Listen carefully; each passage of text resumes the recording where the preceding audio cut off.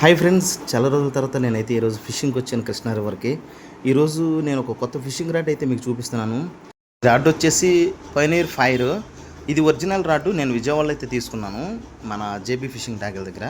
Friends, ఈ rod అయితే చాలా బాగుంది.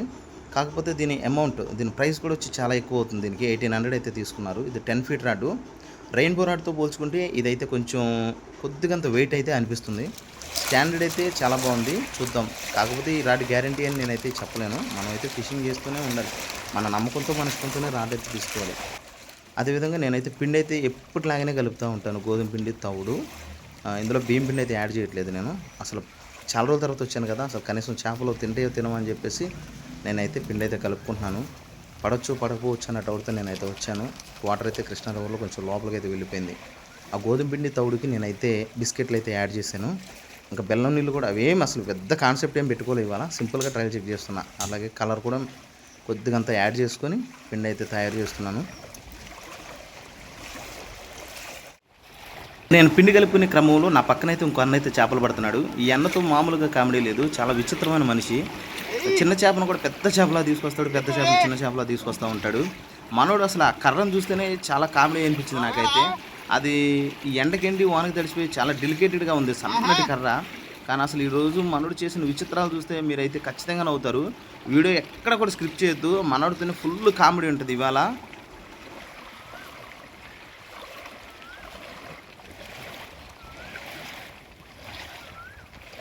మనం సింగిల్ హుక్ ఫిషింగ్ చేస్తున్నాం కాబట్టి పిండి అనేది జోరుగా కాకుండా కొంచెం గట్టిగానే కలుపుకోవాలి.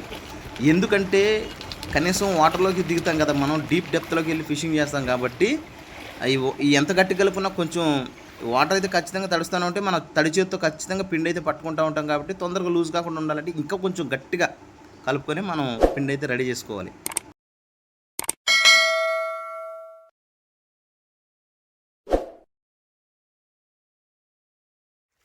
ఇంకా నేను ఫిషింగ్కి వచ్చిన రోజైతే బేపత్సమైన గాలి, మబ్బు బట్టి గాలి తోలుతుంది. మీరు చూస్తూనే ఉన్నారు వాతావరణం ఏ కండిషన్లో ఉందో.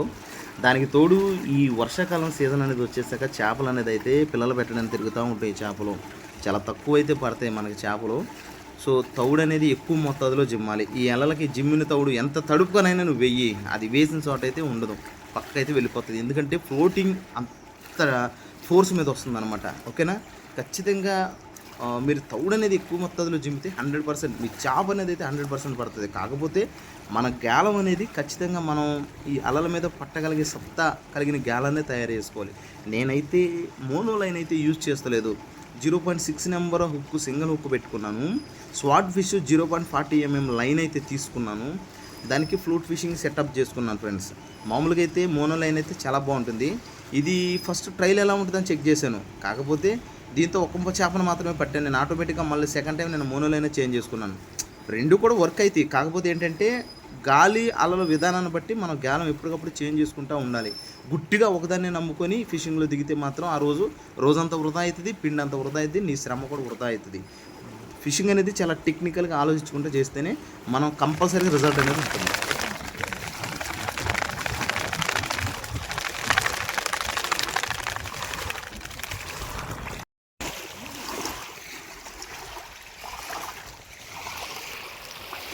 ఇప్పుడు చూడండి అసలు ఇతను ఎలా అయితే చేపను తీసుకెళ్తున్నాడు. దానికి చేప ఉందో తెలియదు, లేదో తెలియదు. అసలు నాకు ఎందుకులే, ఈయన కాన్ఫిడెంట్ ఏంటంటే ఖచ్చితంగా చేపనైతే నేను ఒక లాక్ రాలేను, దాన్ని పోగొడతాను అనే ఆలోచనలోనే వస్తాడు ఎప్పుడు కూడా. అది చిన్నదవని పెద్దదవని. అదిగో చూడు, అసలుకి ఇంట్రెస్ట్తో పడతాడో ఇంట్రెస్ట్ లేకుండా పడతాడో అని చెప్పేసి నేను ఆయన ఇంకే చూశాను.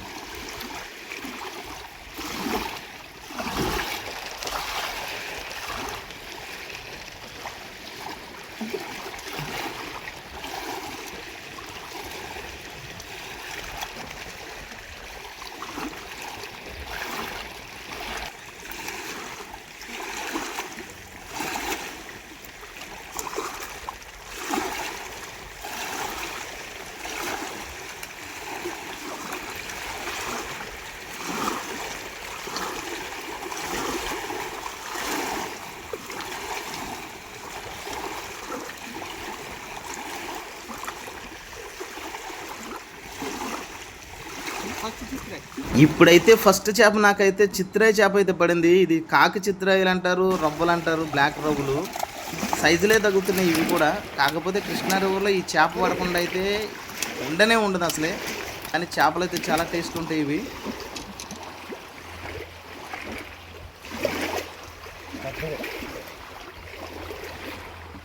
ఫస్ట్ చేప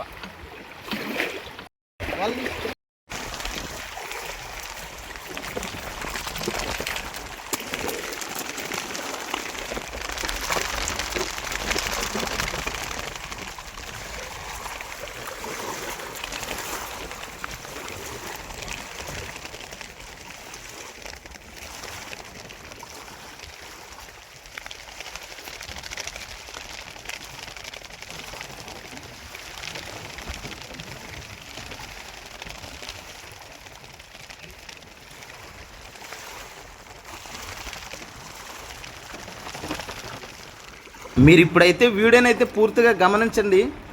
నేను ఫిషింగ్ చేసే స్పాట్లోనే పక్కన ఒక అన్న అయితే ఫిషింగ్ చేస్తున్నాడు కదా, అతనికైతే సడన్గా ఒక పెద్ద చేప అయితే తగిలింది. కానీ మనోడి చేతిలో ఉన్నదేమో సన్నటి కర్ర, ఆ గాలం కూడా అంతంత మాత్రమే ఉంది. కానీ అలాంటి వాడికి పెద్ద చేపలు తగులుతాయి. దాన్ని లాగడానికి మనోడు పడుతున్న అస్తవ్యస్తతలు అయితే మీరు ఒకసారి చూడండి. మామూలుగా లేడు. ఆ పక్క లాగలేక లాగుతున్నాడు. ఆ పైన ఏమో వాటర్లో ఒక్కొక్క చెప్పు తేలిపోతుంది, పేరగని చెప్పులు. ఆ ఒక్కొక్క చెప్పు ఏరుకుంటూనే చేపను హ్యాండిల్ చేస్తున్నాడు. నిజంగా ఆ ఇరిగిపోయే కర్రతోనే చేపను హ్యాండిల్ చేశాడంటే ఈయన మామూలుడు కాదు. ఫిషర్ మ్యాన్ లాగా ఉన్నాడు.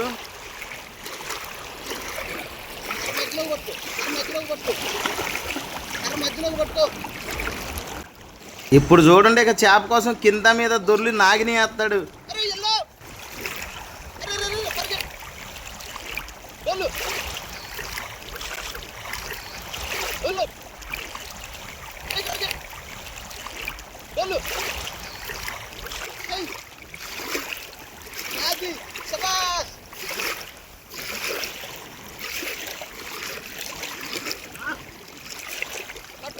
ఏం కాదు, అక్కడ నొక్కి పట్టు.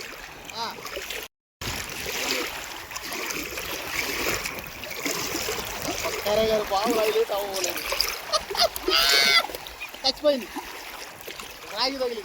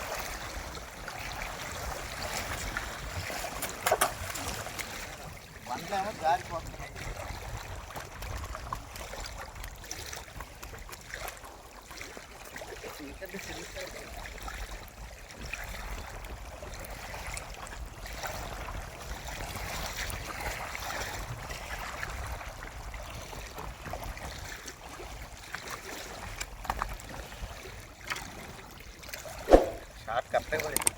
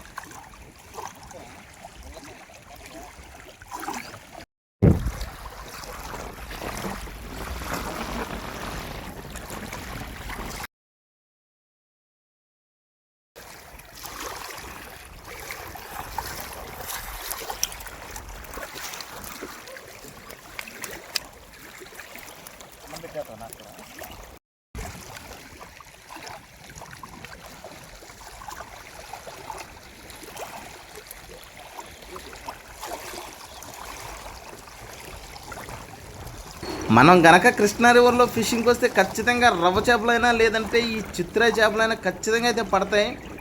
ఒట్టి చేతులతో అయితే పంపదు కృష్ణా రివరు. 100% న్యాయం అయితే జరుగుద్ది. కాకపోతే మనం వాడే పిండి మనం తెచ్చుకునే గాలాన్ని బట్టే ఉంటుంది. ఓపిక చేసి పట్టాలే కానీ ఇదిగో ఈ విధంగా చేపలు ఖచ్చితంగా పడతానే ఉంటాయి. కానీ రవ్వ చేపలు అయితే పెద్దది కానీ చిన్నది కానీ ఎప్పుడు ఏది అటాక్ చేసి పడుతుందో మనం గ్యారంటీ అయితే చెప్పలేము. పెద్ద పెద్ద మునగాడి చేపలు అయితే ఉన్నాయి ఇక్కడ. కాకపోతే కొద్దిగా ఓపిక పట్టి అయితే ఖచ్చితంగా పట్టాలి చేపలు. గాలం మంచిగా ఉంటే నువ్వు డీప్లోకి వెళ్ళి ఎంత పెద్ద చేపనైనా కొట్టవచ్చు. అది మాత్రం 100% చెప్తాను. నువ్వు గాలం అనేది కరెక్ట్గా లేకుండా చేపను పట్టాలంటే నువ్వు పట్టలేవు. అదొకటి, మంచిగా పిండి అయితే కలపాలి. ఎప్పటికప్పుడే తౌడైతే వేస్తూనే ఉండాలి. ఎందుకంటే ఇంత పెద్ద రివర్లో మనకి చేప మనం గాలం వేసే కాడికి రావాలంటే దానికైతే ఫస్ట్ ఆఫ్ ఆల్ తౌడైతే ప్రాపర్గా వేయాలి.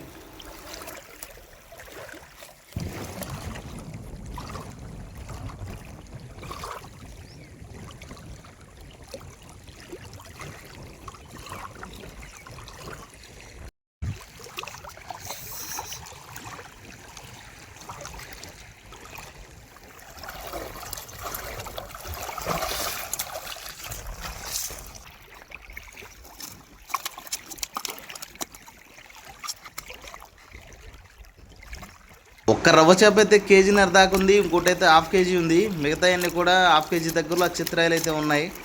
ఈరోజు ఫిషింగ్ అయితే ఇదే ఫ్రెండ్స్. చాలా రోజుల తర్వాత అయితే నేను వీడియో అయితే పెడుతున్నాను. ఖచ్చితంగా వీడియో నచ్చింది అనుకుంటున్నాను. వీడియో నచ్చితే కనుక లైక్ చేయండి, సబ్స్క్రైబ్ చేసుకోండి. ఇకైతే వీడియోలు అయితే లేట్గా అయితే పంపించను. మీకు ఎప్పటికప్పుడు వారానికి ఒక్క వీడియో అయినా అప్డేట్ అయితే ఇస్తాను. Thanks for watching. ఖచ్చితంగా సపోర్ట్ చేయండి. వీడియోని లైక్ చేసి షేర్ చేయండి. Thanks for watching.